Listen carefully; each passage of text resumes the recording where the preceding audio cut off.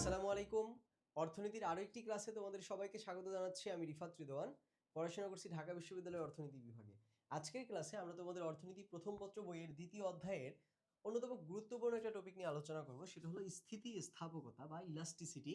এর সাথে আমরা পড়ব চাহিদার দাম, স্থিতিস্থাপকতা এবং সম্পর্কিত দ্রব্য সম্পর্কেও আমরা জানার চেষ্টা করব। তো চলো শুরু করি। তো শুরুতেই আমরা সম্পর্কিত দ্রব্য সম্পর্কে আলোচনা করি। তো সম্পর্কিত দ্রব্য এই শব্দটা শুনলেই তো মনে হয় যে কিছু দ্রব্য আছে যে দ্রব্যগুলোর মধ্যে সম্পর্ক থাকবে বা রিলেশন থাকবে। তো দেখো, যে দ্রব্যগুলোর মধ্যবর্তী বা যে দ্রব্যগুলোর মাঝে কোনো ধরনের সম্পর্ক থাকবে সেই দ্রব্যগুলোকে কি বলা হবে? সম্পর্কিত দ্রব্য বলা হবে। তো দেখো, একদম বাস্তব যদি উদাহরণ দেই, তো দেখো মাঝে মাঝে কোনো কোনো সময় এরকম হয় যে আমি একটা দ্রব্যের বদলে আরেকটা আরেকটা দ্রব্য যদি আমি ভোগ করি তাহলেই আমার হয়ে যাচ্ছে, তাই না? মনে করো আমি ভাত না খেয়ে আমি বিরিয়ানি খাচ্ছি, দুপুরবেলা আমি ভাত না খেয়ে আমি বিরিয়ানি খাচ্ছি। ওই দুইটাই তো সেম কাজই করতেছে, আমার যে ক্ষুধা সেই ক্ষুধা নিবারণ করতেছে। অর্থাৎ আমি চাইলে ভাতও খাইতে পারি, আবার আমি চাইলে বিরিয়ানিও খাইতে পারি। দুইটার ব্যাপারে আমি স্বাধীন যে আমি কোনটা খাবো। তো কোনো কোনো সময় দেখা যায় যে আমি একটা দ্রব্যের বদলে, ভাতের বদলে আমি বিরিয়ানি খাচ্ছি, আবার অনেক সময় দেখা যায় আমি বিরিয়ানির বদলে ভাত খাচ্ছি, তাই না? তাহলে এই যে দেখো, যে কোনো কোনো সময় আমি একটা দ্রব্যের বদলে আরেকটা দ্রব্য আমি চাইলে ভোগ করতে পারি। অর্থাৎ আমি এটা খাইলাম না এটা খাইলাম, আমি এটা দ্রব্য ভোগ করলাম না ওটা করলাম। আবার কোনো কোনো সময় দেখা যায় যে আমি একটা দ্রব্য ভোগ করতে গেলে অপর আরেকটা দ্রব্য ভোগ করা আবশ্যক হয়ে পড়ে। কি হয়ে পড়ে?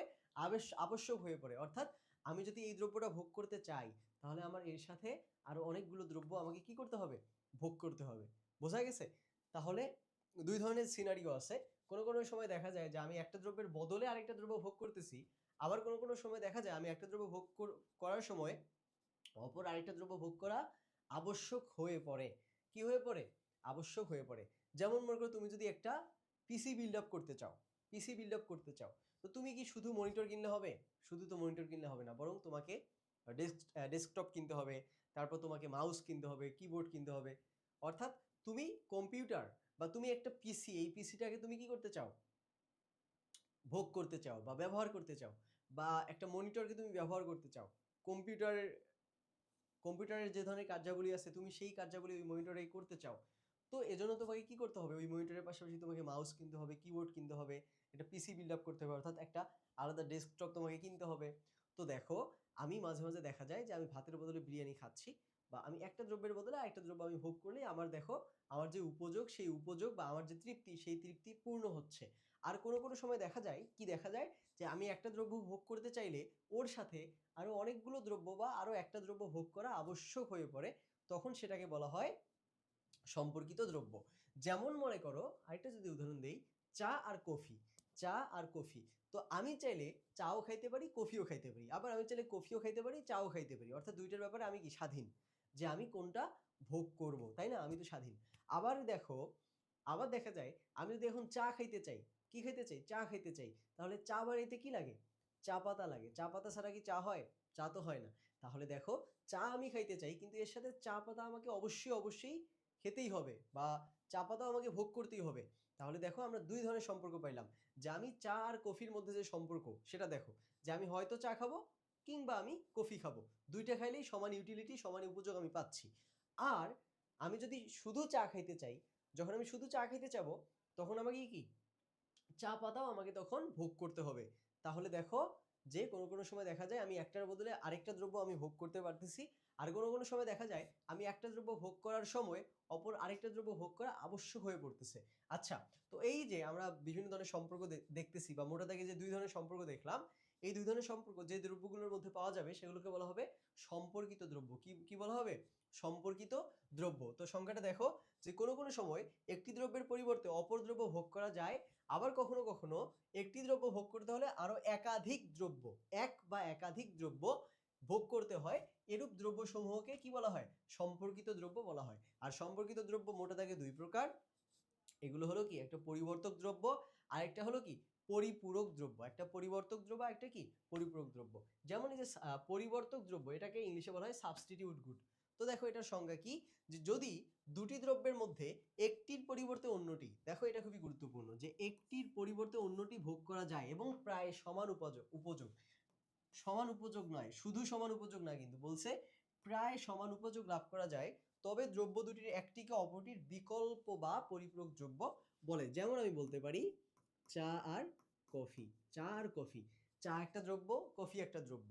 তো তুমি চাইলে চা খাইতে পারো কফি না খেয়ে, আবার তুমি চাইলে কফি খাইতে পারো চা না খেয়ে। দুইটাই তোমাকে প্রায় কাছাকাছি ইউটিলিটি বা কাছাকাছি উপযোগ তোমাকে কি দিচ্ছে। তাহলে দেখো, এই দ্রব্যের পরিবর্তে আমি চাইলে এই দ্রব্য ভোগ করতে পারি, আবার এই দ্রব্যের পরিবর্তে আমি চাইলে এই দ্রব্য ভোগ করতে পারি। তাহলে একটার পরিবর্তনে যেহেতু, বা একটার পরিবর্তে আমি যেহেতু একটা দ্রব্য ভোগ করতে পারতেছি, সুতরাং এই যে দ্রব্য আছে এটাকে বলা হবে কি সাবস্টিটিউট গুড। কি বলা হবে? সাবস্টিটিউট গুডস বা পরিবর্তক দ্রব্য। তাহলে চায়ের সাবস্টিটিউট কি কফি, কফি এর সাবস্টিটিউট কি চা। আচ্ছা, এরপর আরেকটা আছে পরিপূরক দ্রব্য। এটাকে ইংলিশে বলা হয় কমপ্লিমেন্টারি গুডস। কি বলা হয়? Complimentary goods. কমপ্লিমেন্টারি সাবজেক্ট তো তোমাদের আছে। তো এখানে পরিপূরক দ্রব্য অর্থাৎ আমি একটা দ্রব্য ভোগ করার সময় অপর আরেকটা দ্রব্য ভোগ করা আমার জন্য কি হয়ে পড়ে? অপরিহার্য হয়ে পড়ে। যে দেখো, যদি কোনো বিশেষ অভাব পূরণের জন্য একই সাথে দুই বা ততোধিক দ্রব্যের ব্যবহার অপরিহার্য হয়ে পড়ে, তবে সংশ্লিষ্ট দ্রব্যসমূহকে পরিপূরক দ্রব্য বলে। কি বলে? পরিপূরক দ্রব্য বলে। যেমন মনে করো চায়ের সাথে চা পাতা। চায়ের সাথে কি? চা পাতা। তাহলে আমি যদি চা খাইতে চাই, আমাকে চা পাতা অবশ্যই আমাকে কি করতে হবে? ব্যবহার করতে হবে বা আমাকে ভোগ করতে হবে। তাহলে এই দুইটা দ্রব্য হলো কি একে অপরের পরিপূরক দ্রব্য। কি দ্রব্য? পরিপূরক দ্রব্য। বা চায়ের সাথে যদি চিনি, যেমন চিনি ছাড়া আমার চা চলেই না। তাহলে দেখো, চায়ের সাথে যে চিনির যে একটা সম্পর্ক, এটা হলো কি একেবারেই পরিপূরক দ্রব্য বা কমপ্লিমেন্টারি গুড। অর্থাৎ চিনি ছাড়া তো তুমি চা কিভাবে খাওয়া, তাই না? যাদের ডায়াবেটিস ওদের ক্ষেত্রে ওটা নিয়ম আলাদা, বাট একেবারে জেনারেল রুল অনুযায়ী চায়েতেও মানুষ চিনি দেয়, স্বাভাবিক, তাই না? তাহলে চা এবং চিনি একে অপরের কি পরিপূরক দ্রব্য। কি দ্রব্য? পরিপূরক দ্রব্য বা কমপ্লিমেন্টারি গুডস। আচ্ছা, তাহলে আমরা সম্পর্কিত দ্রব্য সম্পর্কে জানলাম। এরপর আমরা আসল জিনিসে চলে যাই, সেটা হলো স্থিতিস্থাপকতা বা ইলাস্টিসিটি। স্থিতিস্থাপকতা বা ইলাস্টিসিটি। তো দেখো, এটা খুবই খুবই গুরুত্বপূর্ণ এবং তোমরা এই জিনিসটাকে ভয় পাও। তো ইলাস্টিসিটি ভয় পাওয়ার কি কোনো কারণ নাই। আর ইলাস্টিসিটিকে বা স্থিতিস্থাপকতাকে তোমরা অনেক সময় ঢালের সাথে গুলায় ফেলো, কিন্তু ঢাল আর স্থিতিস্থাপকতা দুইটাই কিন্তু আলাদা। ঢাল আর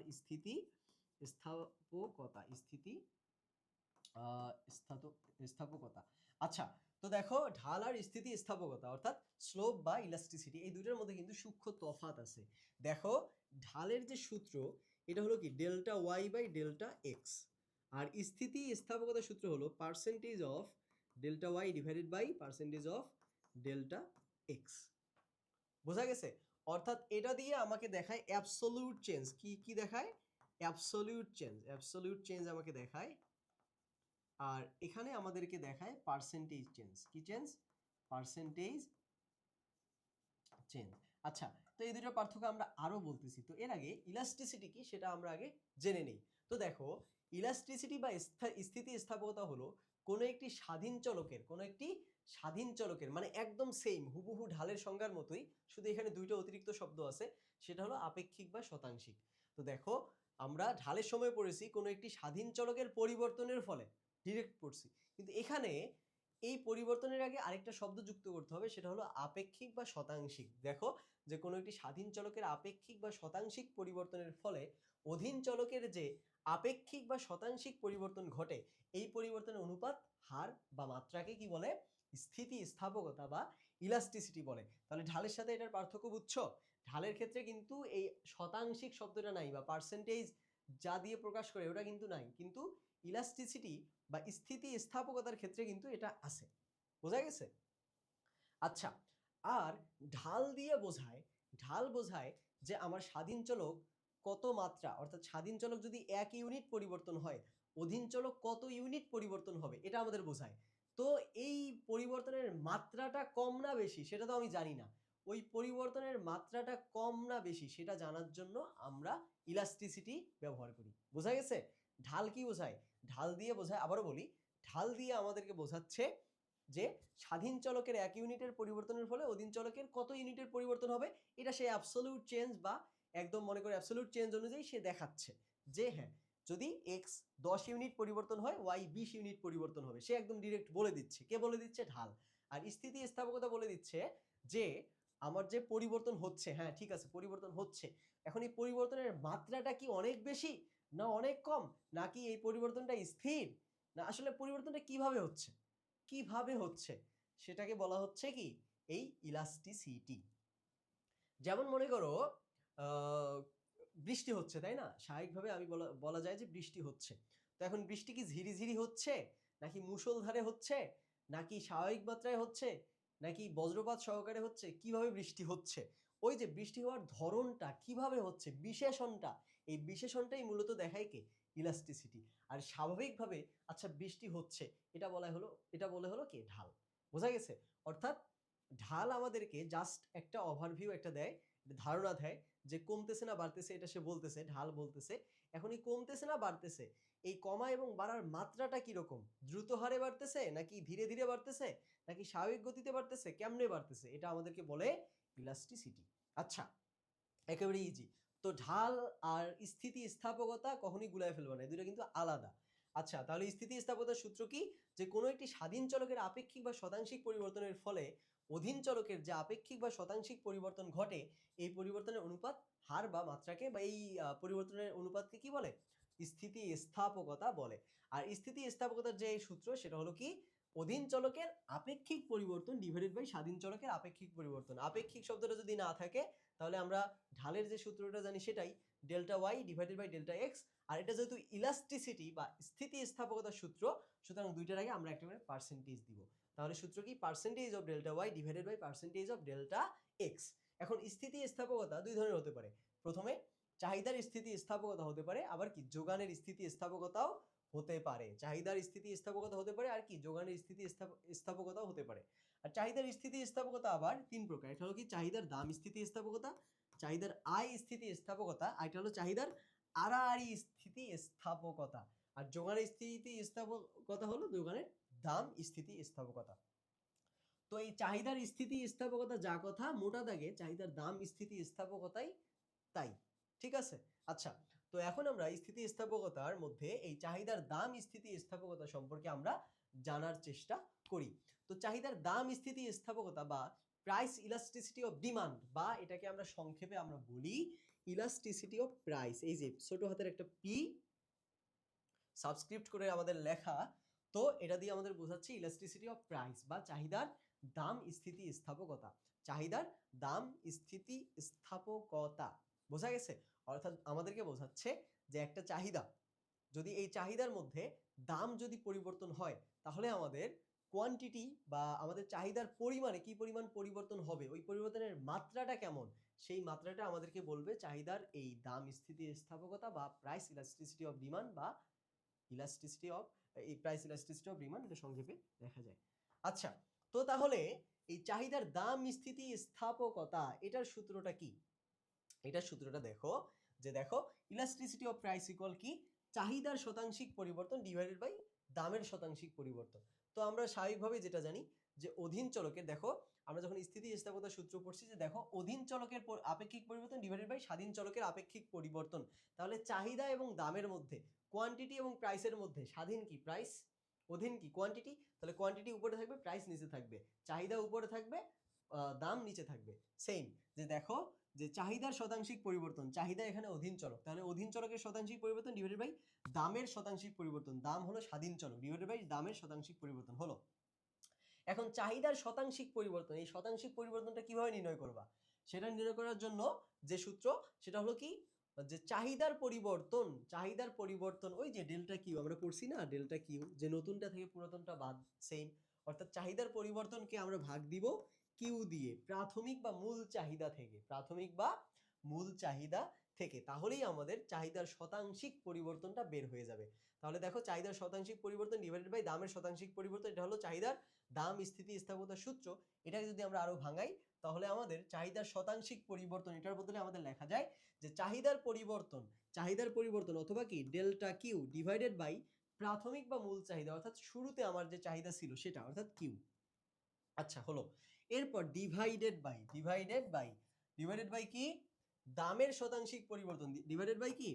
দামের শতাংশিক দামের পরিবর্তন ডিভাইডেড বাই দামের শতাংশিক পরিবর্তন। এটাকে যদি আমরা আরো বিশদভাবে লিখি, তাহলে সেটা হবে কি? যে দামের পরিবর্তন। দামের পরিবর্তনটা কিভাবে দেখায়? যে ডেল্টা পি, ডেল্টা পি দিয়ে মানে বোঝাচ্ছে নতুন দাম, একটা দাম আগে ছিল, পরে নতুন দাম হয়েছে, নতুন থেকে পুরাতন দামটা বিয়োগ দিলেই আমাদের কি ডেল্টা পি বের হয়ে গেল। যে এই ডেল্টা পি ডিভাইডেড বাই প্রাথমিক বা মূল দাম বা পি হলো। তাহলে এই হলো আমাদের সূত্র, delta Q divided by Q divided by delta P divided by P. বোঝা গেছে? এখন এটাকে যদি আমরা উল্টায়া দেই, এটাকে দেখো যদি আমরা উল্টায়া দেই তাহলে আমাদের ডেল্টা কিউ বাই পি তার নিজের জায়গায়, ডেল্টা কিউ বাই কিউ নিজের জায়গায় থাকলো। এই ভাগটাকে আমরা উল্টায় যদি গুণ বানায় দেই তাহলে আমাদের ওদিকে কি হবে, পিটা উপরে চলে যাবে। এই যে দেখো পিটা উপরে চলে গেল আর ডেল্টা পিটা আমাদের নিচে চলে আসলো, অর্থাৎ নিচেরটা উপরে গেছে আর উপরেরটা নিচে চলে আসছে।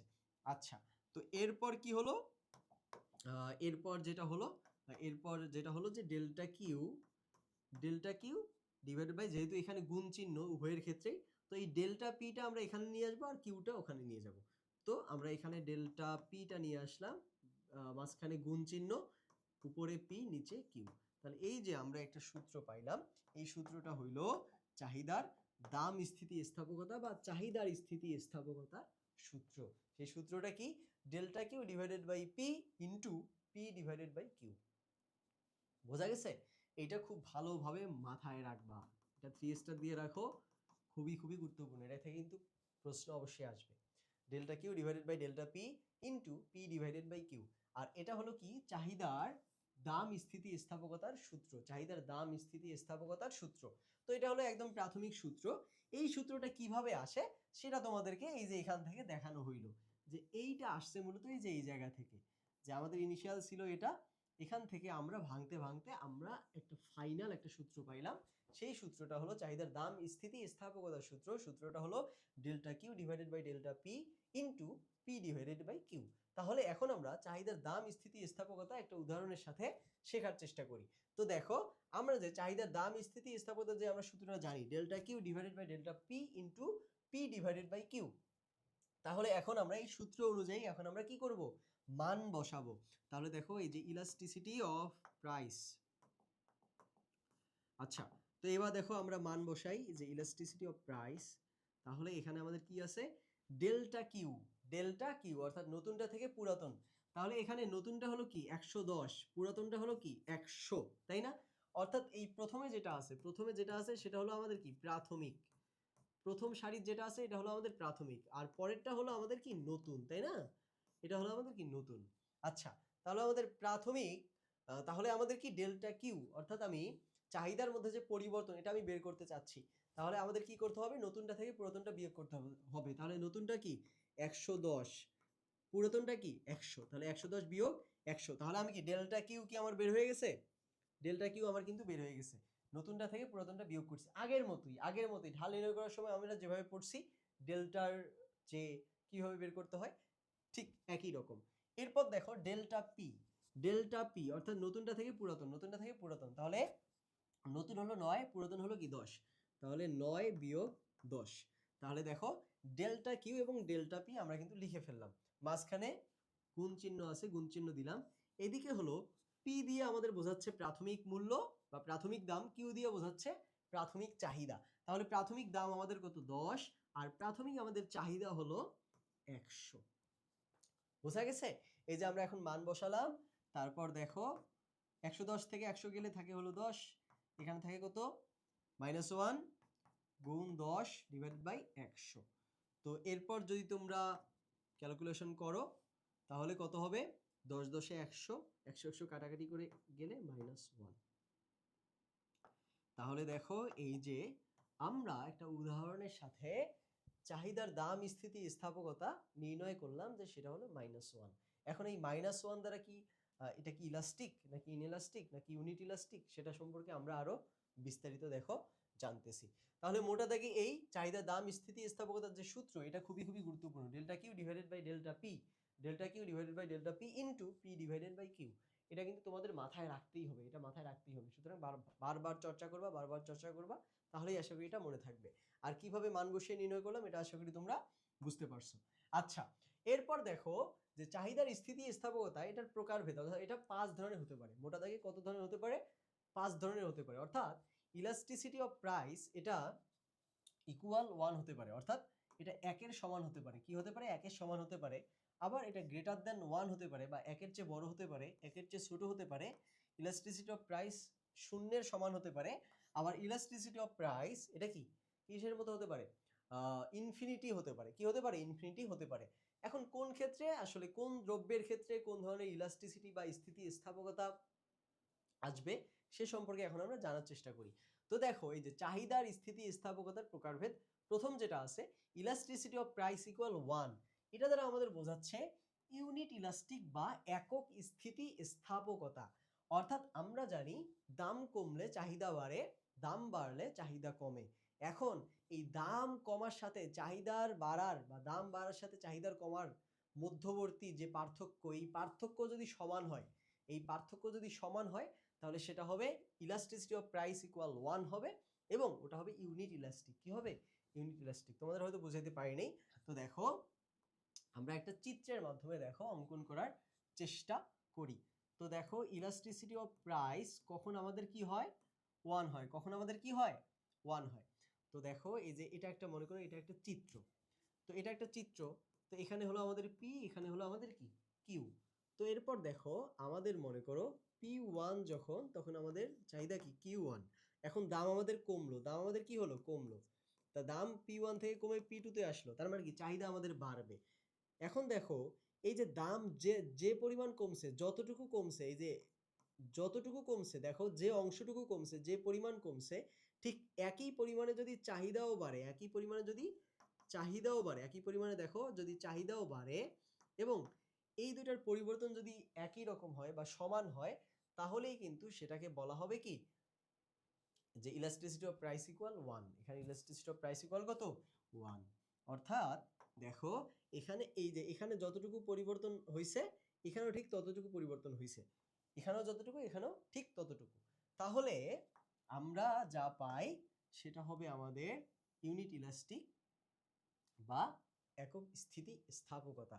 তাহলে আমরা বুঝলাম দামের সাথে, দাম পরিবর্তনের সাথে, অর্থাৎ দাম যে হারে পরিবর্তন হয়, দাম যদি 10% হ্রাস পায়, চাহিদাও 10% বৃদ্ধি পাবে। দাম যদি 10% বৃদ্ধি পায়, চাহিদাও 10% হ্রাস পাবে। অর্থাৎ দাম যত, মানে দাম যে হারে বাড়বে বা কমবে, ওই হারে, সেম হারে, কম বেশি না, সেম হারে যদি চাহিদাও কমে বাড়ে, তাহলে তখন হবে ইউনিট ইলাস্টিক বা একক স্থিতিস্থাপকতা। আর এটা কোন ক্ষেত্রে হয়? এটা হয় স্বাভাবিক দ্রব্যের ক্ষেত্রে, অর্থাৎ স্বাভাবিক বা সাধারণ যে দ্রব্যগুলো আমরা নিত্যদিন ইউজ করি, এই ক্ষেত্রে সাধারণত এই ইউনিট ইলাস্টিক এই সিনারিওটা দেখা যায়। আচ্ছা, এরপর তাহলে দেখো elasticity of price greater than 1। মনে করি ইলাস্টিসিটি অফ প্রাইসের যে মান, এই মানটা যদি একের চেয়ে বড় হয়, তখন এটা দ্বারা আসলে কি বোঝায়? তো দেখো যে ইলাস্টিক ডিমান্ড যখন আমাদের 1 এর চেয়ে বড় হবে, অর্থাৎ আমরা ওই যে আমরা ম্যাথ করি ইলাস্টিসিটি অফ প্রাইসের যে সমীকরণ, ওই সমীকরণ দিয়ে যে আমরা অঙ্ক করছি, ম্যাথ করছি, ক্যালকুলেশন করছি, ক্যালকুলেশন করার পর আমার ডিজিটটা যদি 1 এর চেয়ে বড় হয়, তখন হবে সেটা ইলাস্টিক ডিমান্ড। কি হবে? ইলাস্টিক ডিমান্ড বা একক অপেক্ষা অধিক স্থিতিস্থাপকতা। একক অপেক্ষা অধিক স্থিতিস্থাপকতা। আগেরটা ছিল একক স্থিতিস্থাপকতা, আর যদি 1 এর চেয়ে বড় হয় তাহলে একক অপেক্ষা অধিক স্থিতিস্থাপকতা, আর যদি 1 এর চেয়ে ছোট হয় তাহলে একক অপেক্ষা কম স্থিতিস্থাপকতা। একেবারেই ইজি। তো যদি বড় হয় তাহলে সেটা হবে ইলাস্টিক ডিমান্ড বা একক অপেক্ষা অধিক স্থিতিস্থাপকতা। অর্থাৎ এটা কখন হবে? এটা হবে যে যদি দাম যে হারে কমছে, ওই হারে কোয়ান্টিটি না বেড়ে আরো বেশি হারে বাড়ছে, তখন সেটা হবে আমাদের ইলাস্টিক ডিমান্ড বা একক অপেক্ষা অধিক স্থিতিস্থাপকতা। তো একটা চিত্রের মাধ্যমে এটা দেখাই নেই, তোমরা কিন্তু বুঝে যাবা। তো দেখো elasticity of price greater than 1। তো দেখো এই যে একটা মনে করো পি কিউ, তাই না? তো মনে করো P1 Q1, এখন দাম মনে করো কমে গিয়ে P2 তে আসছে। তো দাম কমলে চাহিদা তো বাড়বে, তাই না? তো আমরা আগে যে চিত্র অঙ্কন করছি, এখানে বলছি দাম যদি 10% কমে, চাহিদা 10% বাড়বে। যদি দাম যদি 10% 20% কমে, চাহিদা 20% বাড়বে। তো দেখো এখানে দাম কমার যে হার, সেই হারের সাথে চাহিদার কমা বাড়ার হারও কিন্তু সেম। যদি একই হয় তাহলে সেটা হবে কি? একক স্থিতিস্থাপকতা বা ইলাস্টিসিটি অফ প্রাইস ইকুয়াল কি হবে? তখন হবে হবে আমাদের 1। আর যদি আমাদের কি হয় যদি আমাদের কি হয় যে দাম আমাদের P1 থেকে P2 তে আসছে, দাম P1 থেকে P2 তে আসছে, তো এখন কোয়ান্টিটি মনে করো দাম হ্রাস পাইছে 10%, তো কোয়ান্টিটি 10% বাড়ার কথা, তাই না? কিন্তু কোয়ান্টিটি 10% বাড়ে নাই, কোয়ান্টিটি মনে করো 30% বাড়ছে। তো কোয়ান্টিটি দেখো এই যে অনেক বাড়ছে, কোয়ান্টিটি দেখো এই যে অনেক বাড়ছে। তো দেখো দাম এতটুকু হ্রাস পাইছে কিন্তু কোয়ান্টিটি অনেক বেশি পরিমাণে বৃদ্ধি পাইছে। যদি এরকম হয়, দেখো এই যে এখানে অল্পটুকু দাম হ্রাস পাইছে কিন্তু এখানে দেখো কত বিশাল অংশ জুড়ে কোয়ান্টিটি বেড়ে গেছে। তো যদি এরকম হয় যে দাম কমার সাথে সাথে, দাম কমার বা বাড়ার হারের সাথে সাথে যদি কোয়ান্টিটি অনেক বেশি হারে পরিবর্তন হয়, অনেক বেশি হারে পরিবর্তন হয়, তখন আমরা সেটাকে বলবো একক অপেক্ষা অধিক স্থিতিস্থাপকতা বা ইলাস্টিক ডিমান্ড। একক অপেক্ষা অধিক স্থিতিস্থাপকতা বা ইলাস্টিক ডিমান্ড। বোঝা গেছে? অর্থাৎ এখানে দাম যে হারে বাড়ছে, কোয়ান্টিটিও, দাম যে হারে কমছে কোয়ান্টিটি সেম হারেই কি বাড়ছে। যদি এরকম হয় সেম হারে বাড়তেছে, তাহলে কি হবে সেটা, সেটা আমাদের কি হবে ইউনিট ইলাস্টিক, সেটা কি হবে ইউনিট ইলাস্টিক। আর যদি আমাদের দাম কমবে, দাম যে হারে কমবে এই হারের চেয়ে যদি বেশি হারে যদি কোয়ান্টিটি বা চাহিদা বৃদ্ধি পায়, তখন হবে আমাদের ইলাস্টিক ডিমান্ড বা একক অপেক্ষা অধিক স্থিতিস্থাপকতা। তো এটার যে বিপরীত, এর বিপরীতটা হলো পরবর্তী যেটা আছে সেটা, অর্থাৎ ইনইলাস্টিক ডিমান্ড। সেটা হলো ইলাস্টিসিটি অফ প্রাইস যখন লেস দেন 1 হয় বা 1 এর চেয়ে ছোট হয় বা একক অপেক্ষা কম স্থিতিস্থাপকতা। তো দেখো এটা কখন হয়, যখন আমাদের দাম, আমাদের কি হয়, দাম আমাদের অনেক বেশি হারে কমে কিন্তু চাহিদা অনেক বাড়ে না। এখানে যেমন দাম অল্প একটু কমছে কিন্তু চাহিদা অনেক বাড়ছে, আর ওখানে দাম অনেক কমবে কিন্তু চাহিদা অল্প বাড়বে। তো দেখো আমরা এটা চিত্রের মাধ্যমে দেখাই। আচ্ছা, তো মনে করো এটা হলো আমাদের কি elasticity of price less than 1, অর্থাৎ ইলাস্টিক ডিমান্ড যেটা। আচ্ছা, তো দেখো যখন আমাদের প্রাইস 1 ছিল, কোয়ান্টিটি ছিল আমাদের 1, এখন দেখো প্রাইস অনেক কমে গেছে, এই যে দেখো অনেক কমে গেছে, প্রাইস অনেক কমে গেছে কিন্তু কোয়ান্টিটি দেখো অল্প একটু বাড়ছে। কোয়ান্টিটি কি হয়েছে, অল্প একটু বাড়ছে। তাহলে এটা হবে আমাদের কি, এটা হবে আমাদের ইনইলাস্টিক ডিমান্ড, যে দেখো দাম অনেক কমছে কিন্তু চাহিদা অল্প একটু বাড়ছে, চাহিদা কি অল্প একটু বাড়ছে। তো দেখো যে দাম আমাদের অনেক কমছে, চাহিদা অল্প একটু আমাদের বাড়ছে। তো এটা কোন দ্রব্যের ক্ষেত্রে প্রযোজ্য হয়, আমরা প্রথমেই জানলাম যে দাম কমার হারের সাথে কোয়ান্টিটি বাড়ার যে হার যখন একই হবে সেটা হবে সাধারণ দ্রব্যের ক্ষেত্রে। কোন দ্রব্যের ক্ষেত্রে, সাধারণ দ্রব্যের ক্ষেত্রে। কোন দ্রব্যের ক্ষেত্রে, সাধারণ দ্রব্যের ক্ষেত্রে। আর দাম যখন অল্প কমবে তখন চাহিদা অনেক বেশি বেড়ে যাবে, এটা হবে বিলাসবহুল দ্রব্যের ক্ষেত্রে। কিসের ক্ষেত্রে, বিলাসবহুল দ্রব্যের ক্ষেত্রে, বিলাসবহুল দ্রব্যের ক্ষেত্রে। মনে করো একটা টিভি বা একটা ফ্রিজ, ফ্রিজ তো মোটা থেকে একটু বিলাসবহুল দ্রব্য, তাই না? তো ফ্রিজের দাম মনে করো আগে ছিল 50,000, এখন সেটা কমছে 40,000। তো ফ্রিজের দাম যখন 10,000 টাকা কমবে, পরিমাণ অনেক কম, কিন্তু তখন মানুষ কি করবে, অনেক বেশি মানুষ তখন ফ্রিজ কিনবে, অনেক বেশি মানুষ ফ্রিজ কিনবে। যে যদি দেখা যায় ফ্রিজের দাম যখন 50,000 টাকা, তখন যদি 100 জন মানুষ ফ্রিজ কেনে, এখন ফ্রিজের দাম কমে 40,000 হয়েছে, এখন 100 জন না বরং 500 জন মানুষ ফ্রিজ কিনতেছে। অর্থাৎ দাম কমার যে হার, এই হারের চেয়ে আরো বেশি হারে যখন কোয়ান্টিটি বেড়ে যাবে, তখন কি হবে, ইলাস্টিক ডিমান্ড বা একক অপেক্ষা অধিক স্থিতিস্থাপকতা। আর এর বিপরীত হলো ইনইলাস্টিক ডিমান্ড বা একক অপেক্ষা কম স্থিতিস্থাপকতা, অর্থাৎ যখন দাম অনেক কমে যাবে কিন্তু আমাদের কোয়ান্টিটি বেশি বাড়বে না। আর এটা আমাদের হয় নিত্য প্রয়োজনীয় দ্রব্যের ক্ষেত্রে। কিসের ক্ষেত্রে, নিত্য প্রয়োজনীয় আমাদের যে দ্রব্য যেমন চাল, ডাল, তেল, এইসব ক্ষেত্রে আমাদের কি হয়, এই ধরনের ইলাস্টিসিটি দেখা যায়, যে তখন একক অপেক্ষা কম স্থিতিস্থাপকতা। যে দেখো চাল, চাল তো আমাদের লাগতেছে, অনেক চাল লাগতেছে। তো এখন দেখো চালের দাম দেখো অনেক কমে গেছে। তো চালের দাম যদি অনেক কমে যায়, তুমি কি অনেক বেশি পরিমাণে চাল কিনবা? কিনবা না তো, কারণ তোমার পরিবারের যদি 4 জন সদস্য হয়, তো তাদের জন্য তো একটা সময় পর্যন্ত চাল তো একই পরিমাণে লাগতেছে। তো তুমি তো বেশি চাল কিনে তুমি তো চাল নষ্ট করবা না।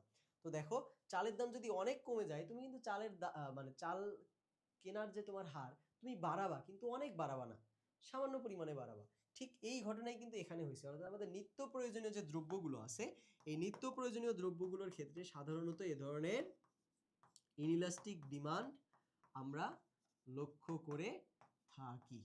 আচ্ছা, সেটা কি, যে আমাদের দাম অনেক কমছে কিন্তু কোয়ান্টিটি সামান্য বাড়ছে, কোয়ান্টিটি কি হয়েছে, সামান্য বাড়ছে, তখন হবে আমাদের কি ইনইলাস্টিক ডিমান্ড বা একক অপেক্ষা কম স্থিতিস্থাপকতা।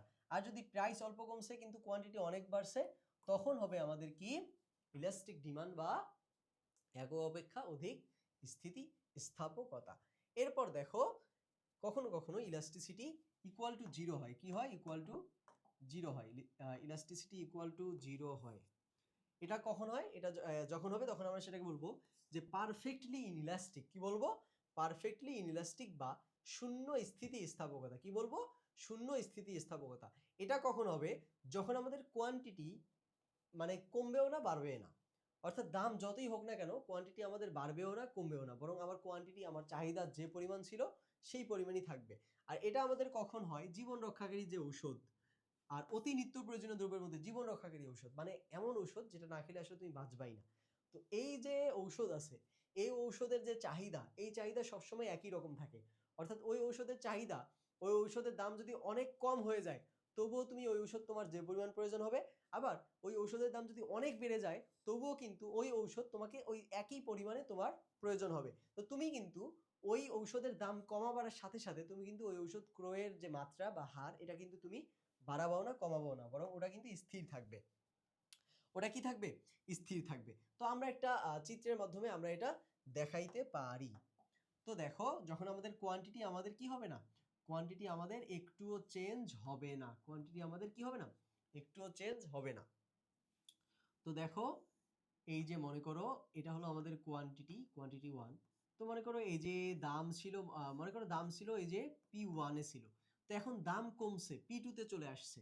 দাম কমে P2 তে চলে আসছে। দাম আগে P1 এ ছিল, তখন তুমি চাহিদা করতা কোয়ান্টিটি অফ 1, এই পরিমাণ তুমি চাহিদা করতা একটা জীবন রক্ষাকারী ঔষধের।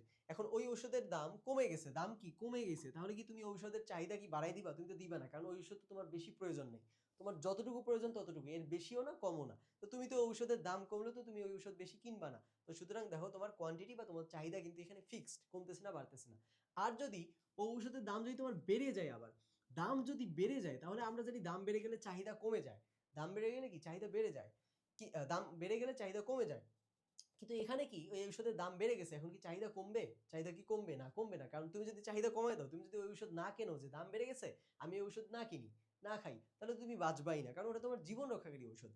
তাহলে আমরা এখানে দেখতে পাচ্ছি যে ইলাস্টিসিটি অফ প্রাইস মাঝে মাঝে ইকুয়াল টু জিরো হয়, ইকুয়াল টু জিরো হয়। এটা কখন হয়?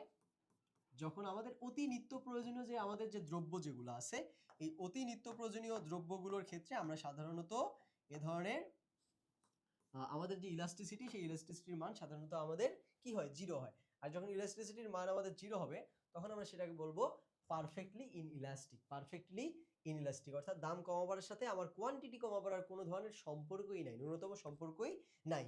আচ্ছা, তো এখন তো দেখলাম কোয়ান্টিটি আমার ফিক্সড থাকতেছে। এখন আমি দেখব আমার প্রাইস ফিক্সড, কিন্তু কোয়ান্টিটি আমার তারতম্য হচ্ছে। তো এটা কখন হবে? দেখো, যখন আমাদের ইলাস্টিসিটি অফ প্রাইস যখন আমাদের ইকুয়াল টু ইনফিনিটি হবে, কি হবে? ইকুয়াল টু ইনফিনিটি হবে। অর্থাৎ ইলাস্টিসিটি অফ প্রাইসের যে মান, এই মানটা যখন আমি ইনফিনিটি পাবো বা আনডিফাইন্ড পাবো, তখন সেটা হবে পারফেক্টলি ইলাস্টিক বা অসীম স্থিতিস্থাপকতা। পারফেক্টলি ইলাস্টিক বা অসীম স্থিতিস্থাপকতা। আর ইলাস্টিসিটি অফ প্রাইস যখন আমাদের অসীম হবে, তখন কি হবে? যে তখন দাম একই রকম থাকবে, দাম কমবেও না বাড়বেও না, বরং ওই ফিক্সড দামে মানুষের কোয়ান্টিটি বাড়বে কমবে। অর্থাৎ দাম ফিক্সড, কিন্তু কোয়ান্টিটি আমাদের বাড়তেছে কমতেছে। এখানে আমাদের কোয়ান্টিটি ফিক্সড, দাম বাড়তেছে কমতেছে, আর ওখানে দাম ফিক্সড, কোয়ান্টিটি বাড়তেছে কমতেছে। তো আমরা একটা চিত্রের মাধ্যমে এটা দেখাই। যখন আমাদের কি ইলাস্টিসিটি অফ প্রাইস যখন আমাদের ইকুয়াল টু কি হয়? ইনফিনিটি হয়। তো দেখো, এই যে এটা এটা মনে করো একটা P1 হলো আমাদের এটা প্রাইস, P1 হলো আমাদের প্রাইস। তো দেখো, তো এই প্রাইস Q1, Q2, Q3, অর্থাৎ এই প্রাইসে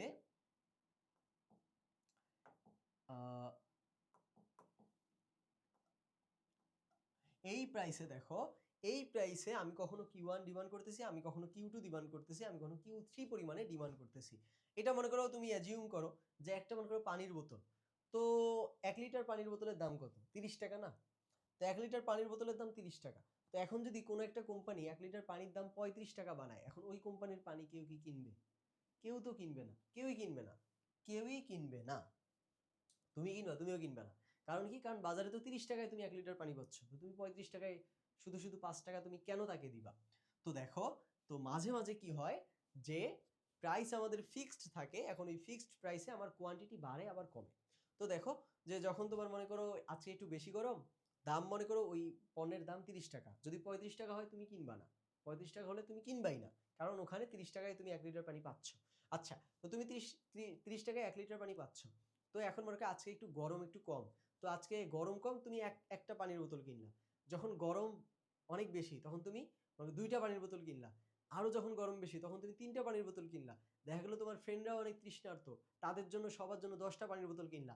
এখন তুমি যে এই যে চাহিদা তোমার বাড়তেছে, পানির বোতল তুমি যে বেশি কিনতেছো, এই বেশি কিনতেছো কি দাম কমার কারণে নাকি তোমার প্রয়োজনের কারণে? তুমি কিন্তু প্রয়োজনের জন্য কিনতেছো, প্রয়োজনের জন্যই কিনতেছো, কিন্তু দাম কিন্তু একটা জায়গায় ফিক্সড আছে, অর্থাৎ দাম উঠতেছেও না নামতেছেও না, দাম বাড়তেছেও না কমতেছেও না। আর এর ঠিক যে অপোজিট যে সিনারিও সেটা আমরা দেখতে পাই যে মনে করো জীবন রক্ষাকারী ঔষধের ক্ষেত্রে, এটা হলো জীবন রক্ষাকারী ঔষধের ক্ষেত্রে যখন আমাদের কি হয়, যখন আমাদের কি হয় যে আমার এত প্রয়োজনীয় একটা দ্রব্য যে এই পণ্যের দাম যদি কমও হয় ওটা বেশি ভোগ করা আমার দরকার নেই, যদি ওই পণ্যের দাম অনেক বেশি হয় তাও আমাকে ওটা ভোগ করতে হবে, কারণ এটা আমি ভোগ না করলে আমি মারা যাব। তো এই জীবন রক্ষাকারী যে আমাদের যে ঔষধ, এই ঔষধের ক্ষেত্রে সাধারণত ইলাস্টিসিটি ইকুয়াল টু জিরো হয়, ইলাস্টিসিটি ইকুয়াল টু জিরো হয়। তাহলে ইলাস্টিসিটি অফ প্রাইস যখন জিরো হবে তখন সেটা হবে পারফেক্টলি ইন ইলাস্টিক বা শূন্য স্থিতি স্থাপকতা। আর ইলাস্টিসিটি অফ প্রাইস যখন আনডিফাইন্ড হবে বা অসীম হবে বা ইনফিনিটি হবে তখন সেটা হবে পারফেক্টলি ইলাস্টিক বা অসীম স্থিতি স্থাপকতা। আচ্ছা, তো এটা কিন্তু খুবই খুবই গুরুত্বপূর্ণ, এই যে চাহিদার স্থিতি স্থাপকতার প্রকারভেদ, এটা খুব মনোযোগ দিয়ে পড়বা, এই চিত্রের সাথে মিলিয়ে মিলিয়ে পড়বা যে কোন চিত্রটা কিরকম হচ্ছে, এটা মনোযোগ দিয়ে পড়বা, তাহলে কিন্তু আরো বিস্তারিত তাহলে ভালোভাবে বুঝবা এবং এর পরের ক্লাসে আমরা এই সম্পর্কে আরো বিস্তারিত জানার চেষ্টা করব। তো আজকের ক্লাসে আমরা সম্পর্কিত দ্রব্য সম্পর্কে জানলাম, চাহিদার স্থিতি স্থাপকতা সম্পর্কে জানলাম, চাহিদার দাম স্থিতি স্থাপকতা সম্পর্কে জানলাম, এবং চাহিদার স্থিতি স্থাপকতার যে প্রকারভেদ, এই প্রকারভেদের মধ্যে সবচেয়ে গুরুত্বপূর্ণ যে 5টা প্রকার, যে কখনো কখনো ইউনিট ইলাস্টিক বা একক স্থিতি স্থাপকতা, কখনো কখনো ইলাস্টিক বা একক অপেক্ষা অধিক স্থিতি স্থাপকতা, কখনো কখনো ইনইলাস্টিক বা একক অপেক্ষা কম স্থিতি স্থাপকতা, কখনো কখনো elasticity of price equal zero যখন হয় পারফেক্টলি ইনইলাস্টিক বা শূন্য স্থিতি স্থাপকতা, আর কখন হয় elasticity of price equal infinity যখন হয় আমাদের পারফেক্টলি ইলাস্টিক বা অসীম স্থিতি স্থাপকতা। এই 5 প্রকার আমরা চিত্র সহকারে পড়লাম, তো তোমরা চিত্র সহকারে মিলিয়ে মিলিয়ে পড়বা এবং কোন দ্রব্যের ক্ষেত্রে এটা প্রযোজ্য হয়। আমি কিন্তু প্রত্যেকটা ক্ষেত্রে দ্রব্য লিখে দিয়েছি, তাই না? এই যে যেমন এটা সাধারণ দ্রব্যের ক্ষেত্রে, এটা বিলাসবহুল দ্রব্যের ক্ষেত্রে, তারপর ইনইলাস্টিক ডিমান্ড কখন হয় বা একক অপেক্ষা কম স্থিতি স্থাপকতা কখন হয়, যখন হয় নিত্য প্রয়োজনীয় দ্রব্যের ক্ষেত্রে।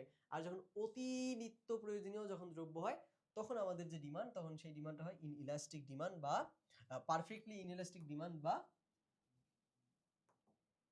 অতি পারফেক্টলি ইনইলাস্টিক ডিমান্ড বা শূন্য স্থিতি স্থাপকতা।